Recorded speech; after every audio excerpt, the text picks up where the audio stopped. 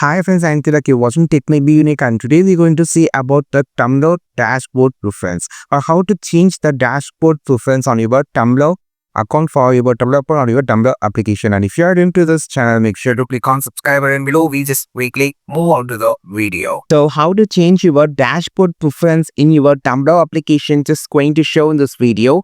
To change the dashboard preference on your Tumblr application, first of all, you just need to click on the setting option on the top. After clicking on the setting option, you just need to click on the account setting. After clicking on the account setting, you just need to scroll down. You have to find option called dashboard preference. Click on that. And here you have all the dashboard preference. You can just enable it or disable it. You can just turn this on or turn it off. For example, here on the first, you have this option called best of first. So you can just turn this off. Or if you want to include a based on your own likes, so you just turn this off. If you just need to change your mind, you can just turn this on.